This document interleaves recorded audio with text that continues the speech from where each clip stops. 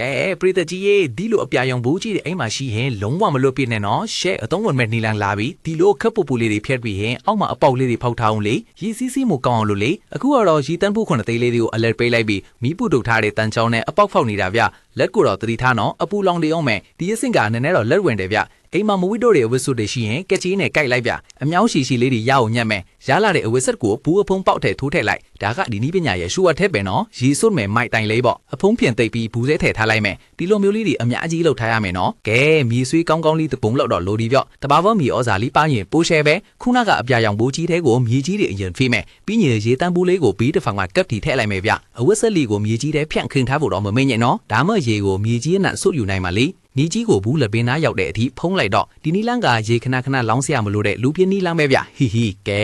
မြေကြီးကိုတိတ်သွားအောင်လက်နဲ့ဖိချပေးလိုက်အောင်ပရိသတ်ကြီးတွေတော့အိမ်မှာစိုက်ပျိုးကြီးရုပ်ဖိချလားကောမန့်မှာကြောခဲ့ကြအောင်နော်အလဲမှာကြီးလေးတူးပြီးကိုစိုက်ချိန်နဲ့ပြိုးပင်လေးထည့်ဆိုင်လိုက်တော့ဘာပင်လေးဖြစ်မလဲခံမှန်းကြည့်ကြပါအောင်တန်းစီးပြီးလှုပ်ထားလိုက်တာကြည့်လို့ကောင်းချက်ပဲဗျာအိမ်ရှိမှဒီလိုလေးစီထားရင်ရေလေမိုက်နေမှာတိတ်ကြတယ်အခုမှအသက်သွင်းတော့မယ်ရေကိုပြိုးပင်ပေါ်တိုက်ကြိုက်မလောင်းဘူးနော်ဘေးကရေတန့်ဘူးကလေးတည်းပဲလောင်းထည့်ရမှာအဲ့ဒီဘူးထဲကရေတွေကအဝတ်ဆန်းတွေစိမြေကြီးတဲကိုစိတ်ဝင်သွားမှာဗျာအမြစ်တွေကအေးဆေးရေတောက်ယုံပဲ12ရက်လောက်ကြာသွားတဲ့အခါမှာတော့အရွက်လေးတွေစိမ့်ပြီးတက်လာလိုက်ကမြင်းကားတာအမောပြေတာဗျာရေတခါဖြည့်ထားရင်ရက်တော်ကြာခန့်နေနော်အလုံးမအားတဲ့သူတွေထွက်တော့ဒီနေလန့်ကရှဲ့ပဲရက်30ပြည့်သွားပြီဆိုရင်တော့အိုဟိုအရွက်တွေကထွားလိုက်တာဗျစိမ့်ဆိုကြီးဖွင့်ထွားပေးတာပဲ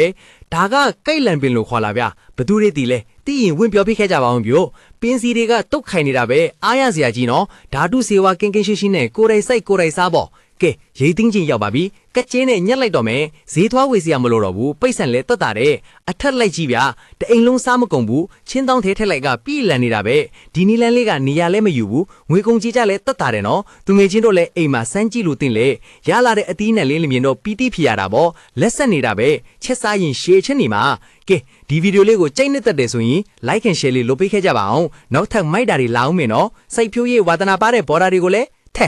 တွဲပေးခဲ့ကြပါအောင်ဗျာအားလုံးပဲ happy garden day ပါဗျာ